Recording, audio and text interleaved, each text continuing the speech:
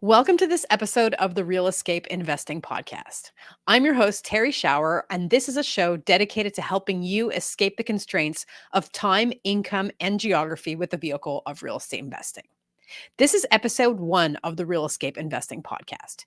In this episode, I share some of the success stories of people just like you and me that have motivated me to rebrand the show.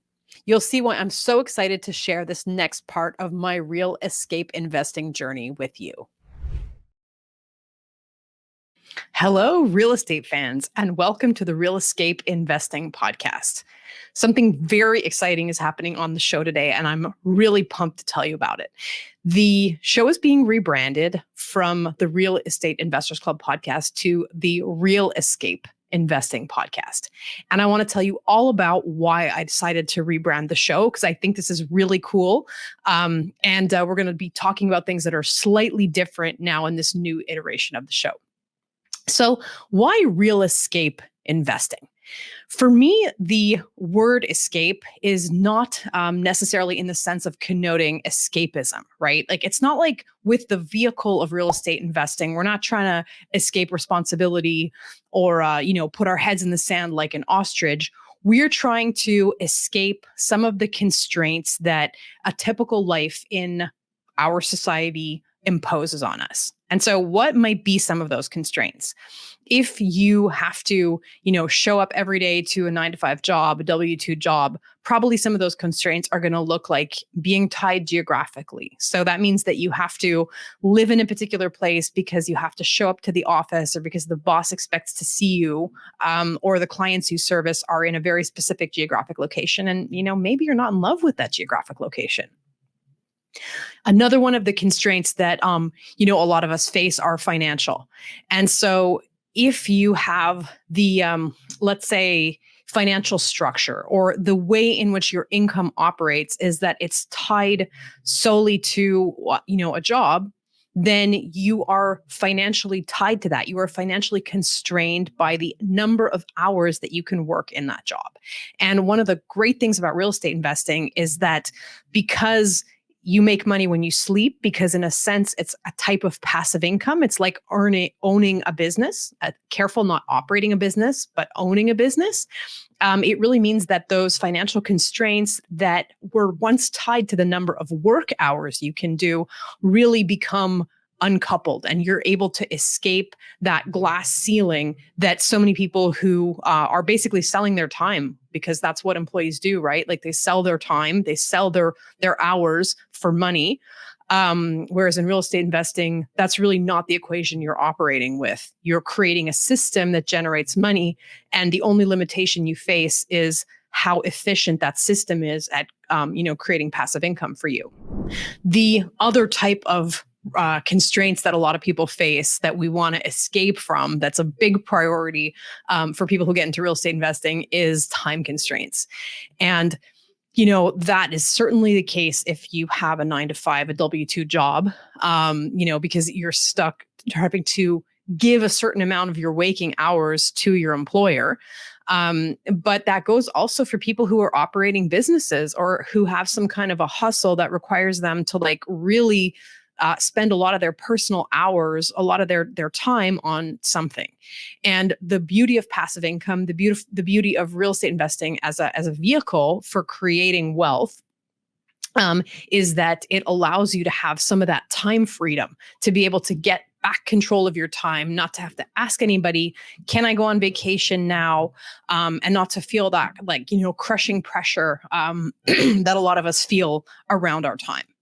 And, the last point that I want to talk about is also, escaping some of that financial insecurity.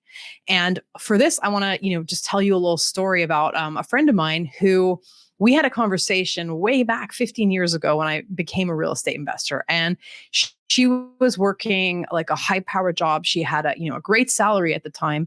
And when we compared our tax returns, like at that time, I was starting out as an investor and I was a student. So I didn't have, I wasn't making a whole lot of money. And we had this really candid conversation where she was like, Terry, I could never do what you do. Like, you make too little money. And it seems so, haphazard. Like, I feel like you would be so insecure with the amount of money you make. Fast forward 15 years down the line, and my friend has gone through various periods of unemployment. So she's changed jobs a few times. Two of those were not voluntary. She actually was laid off from her job and had, periods of unemployment, which were extremely stressful for her. Um, our, salaries on paper on our tax returns probably look quite similar now, but there's a huge difference in terms of, the amount of equity that we have. So, with my real estate investing, I have a lot of untapped wealth that I've accumulated over time, with which my friend who's working a corporate job really didn't have a chance. It's like she's kind of churning the wheel. And yes, there's a large amount of money coming into her bank account every month, but the government takes half of it because the tax structure of an employee is just really not interesting versus, a real estate investor who has the opportunity to have all kinds of tax deductions. And the irony is that actually what she does is more insecure than what I do, because I'm only dependent on all of my tenants paying their rent. And if somebody doesn't pay, well, then unfortunately, either they need to pay or they need to leave eventually.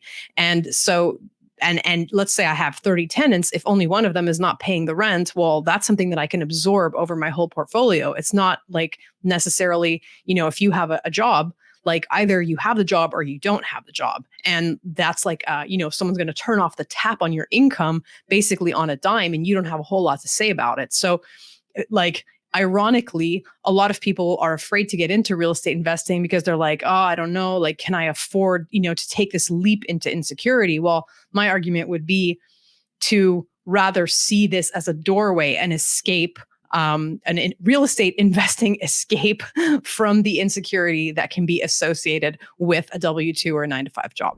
So for the remainder of this episode, what I want to do is just kind of go through each of those types of escape that real estate can afford us and kind of talk about them one by one, and get excited about the fact that the show going forward is going to be about escaping some of those constraints, and then sharing my personal experiences, sharing the experiences of other investors, colleagues, students that I've coached, really around that theme. And going through some of the things that will block us, be it the fear of leaving the job, be it the various concerns or anxieties that investors have along the way. We're going to go through all of that good stuff in the show moving forward. By way of a first episode, let's talk a little bit about some of the reasons why people come to real estate investing. Because as we go forward in the show, I'm going to be talking every week about some theme that has to do with this.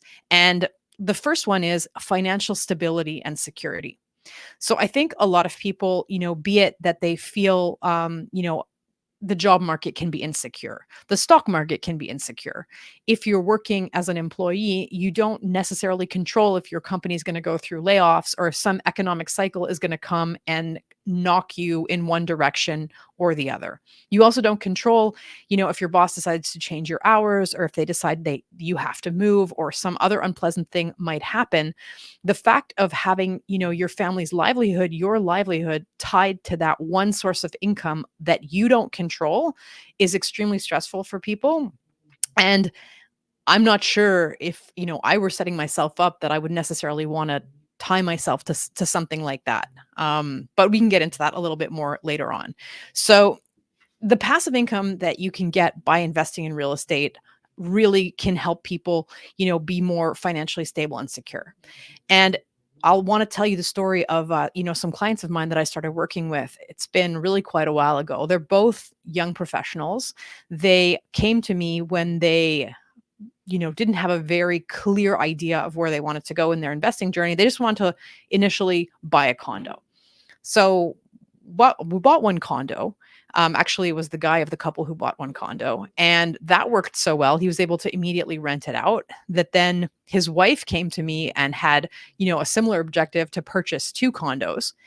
And then they also set themselves up as house hackers. So instead of purchasing a single family home or, an expensive condo that would have eaten up a lot of their borrowing capacity, and a lot of their capital. They just decided to keep renting a fairly cheap rent controlled apartment. They actually even rented out one of the rooms, and at one point were running an Airbnb, and it was a 3 bedroom, and so they were like using the other 2 rooms to make additional income. So not only did they have these investments running, they also had house hacked, and as a result were able to reduce their monthly rent expense to about $400. So I mean, that's like really incredible. And then I've been working with this couple for, it's been, I guess, 7, 8 years since they purchased their first condo with me. And both of them are professionals. So they have quite demanding jobs, and they don't necessarily have a project to leave those jobs. But the fact of having these investments on the side and having house hacked means that they're able to take advantage of better opportunities that come along. And I'll give you an example. The man in the couple at one point just really was not happy. He was working at a bank, and he wasn't happy with the fact that he wasn't able to progress as he wanted to. There were not those opportunities for advancement, and he decided that the best way to advance would be to actually quit his job at the bank and spend some time looking around for better opportunities, and then maybe also travel a little bit in between. So that's exactly what he did. But he was able to do that because he had passive income coming in from his investments. And he was able to do that because he house hacked and reduced his rent expenditure, to a point at which the savings that he had and the unemployment insurance that he got was sufficient to take care of him during that period.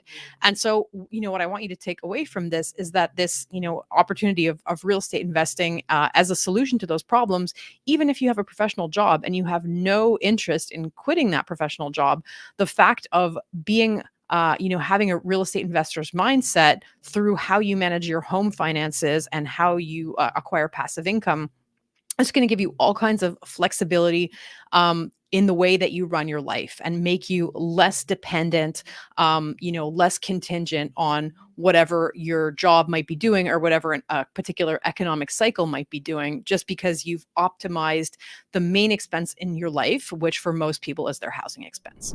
The next thing, and this really ties in very well, is that people come to real estate investing in order to reduce debt and have financial freedom.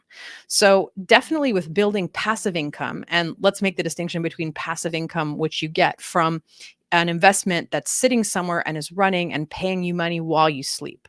That's very different from active income, which involves some kind of hustle. The most common form of active income, obviously, is your job. But even if you're self-employed, or you're doing something like being a real estate broker or having a small business that you're working in, so a business operator, not a business owner, those kind of things involve active income generation. And it means that you have to be doing something, you have to be hustling in some way to have that money coming in. And so getting a passive income stream, and getting that passive income stream to progressively cover more and more of your living expenses is the path to financial freedom. So a lot of real estate investors or people who want to get into real estate investing, it's like an aspect of attaining that financial freedom. And, I could go on and on about this, and I definitely will have episodes on this coming up later on, but bear in mind that financial freedom is not an on-off switch. It's an incremental process. And anybody who has attained financial freedom will tell you that what happens is that slowly over time, passive income gradually replaces your the other active things that you might be doing. And there are actually phases on the journey to financial freedom, of which the first is financial independence, in which case you're able to cover just your basic living expenses with your passive income. Now, you might still need to work, or have some kind of other activity to supplement that in order to cover the extras. But that first goal of financial independence just means being able to cover your living expenses with passive investments, or even with something as simple as house hacking. And the more you're able to reduce those overhead expenses, to reduce those lifestyle expenses, specifically when they come to housing, is going to really allow you to reach that goal of financial independence much faster than you would if you have just a very inefficient financial structure to your life. Another reason why people end up getting into real estate investing, or why I see people come to me, is retirement planning. So whether you live in Canada or whether you live in the States, we're not in an ecosystem where you can rely on the government pension as a way to, sail you into the sunset. Now, a lot of companies have programs, RRSP programs, or in the US, 401k programs, and a lot of people will be just kind of blindly contributing to that and relying on it as a way to build up a retirement portfolio. Well, those kind of vehicles are definitely useful, but the returns that you can get, because basically those are most of the time those investments end up being stock investments. And so what then happens is you're subject to the volatility of the stock market, number one. And number two, the rate at which the returns that you can get in the stock market, which at the best of times, we're talking like, 8 to 10% in not super volatile, not super risky investments, is just dwarfed by the kind of returns that you can get in real estate investing if you're diligent about it and you kind of do it in a researched way. And I wanted to just tell you a little bit about I have some partners that I work with who actually have invested their family's retirement money in real estate. And so what that looks like is that it, provides the family, or provides the parents who are looking at retirement, to have a safe revenue generating vehicle that's sitting there. And if you're looking at, where to place your retirement money, or to look, if you're even if you're going to be thinking of retiring 20 years from now, the fact of diversifying into real estate investing and having that as a way to generate not just returns, because in real estate we have different ways of generating returns. We have market appreciation. We have the reimbursement of equity. So as you're slowly paying down your loan with the bank, you own more and more of that building over time. And then there's obviously the cash flow. And so, like, once you've owned an investment property for a certain amount of time, you're going to be developing a positive cash flow situation, which is going to give you passive income. And unfortunately, if you're investing in stocks, basically you're planning on market appreciation. In some cases, people will buy dividend producing stocks, but there's just more opportunities to, have money coming in, more ways to generate revenue with real estate investing. The other reason why people come to the real estate field as a vehicle is for wealth accumulation and legacy investing. So what does this mean? A lot of people, who maybe haven't come from a family in which there's a lot of affluence, in which a lot of stuff is being transmitted to children, have a concern to leave something for their kids after they're gone. And I think more and more in today's world, where owning real estate is kind of it's becoming increasingly a luxury. In a lot of places, real estate prices have just gone up, be it single family homes or investment properties. In a lot of markets, the bottom rung on the property ladder has just gone out of the reach of a lot of people who don't have a track record, whose family doesn't already have some kind of real estate that the parents are then able to help the kids with down payment money, or co-signing of mortgages. Just makes it very difficult for the kids, for the next generation, to get on the property ladder. And so in order to counter that effect, I think a lot of people are interested in building wealth, building legacy wealth, that they're going to be able to help their kids get that head start in life, and to be able to ensure that they're able to get onto the property ladder. So I don't necessarily have a whole lot of clients who are in this particular situation, but I do have a lot of colleagues for whom one of the main motivations of what they're doing behind building their real estate portfolio is this idea of wealth accumulation. And then finally, the last, perhaps the most common thing that I see among my students is really a goal of career transition or flexibility. So, like, I don't need to explain to you guys that working a 9 to 5 job, working a W-2 can be a bit oppressive. It can be oppressive, in terms of your time, where you're not in control of what you do.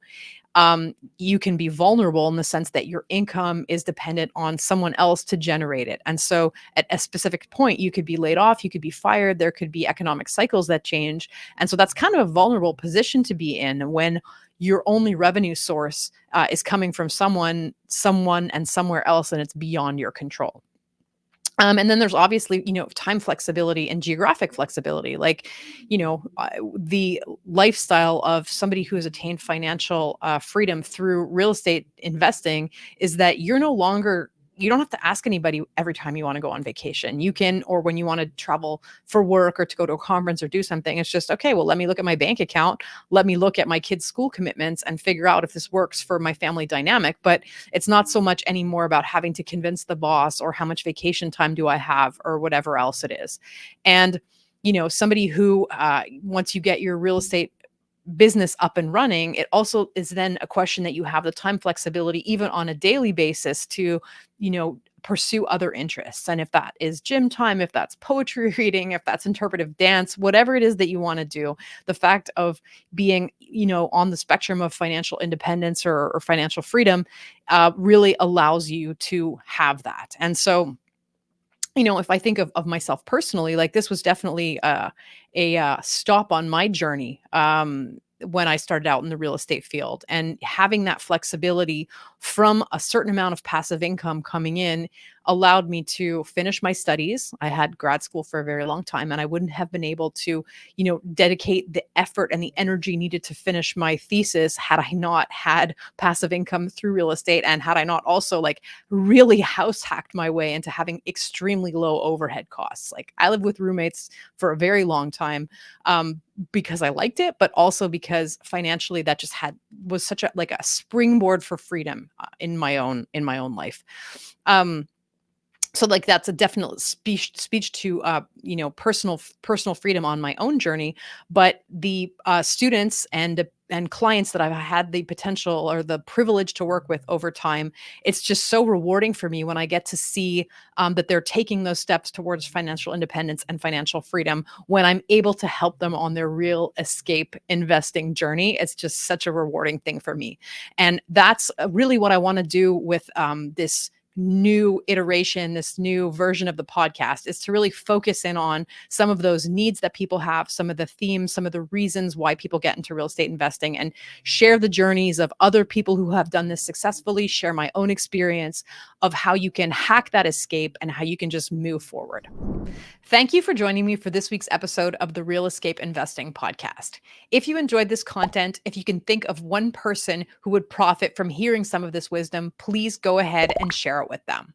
Until next week, folks, tune in again for another episode of the Real Escape Investing Podcast.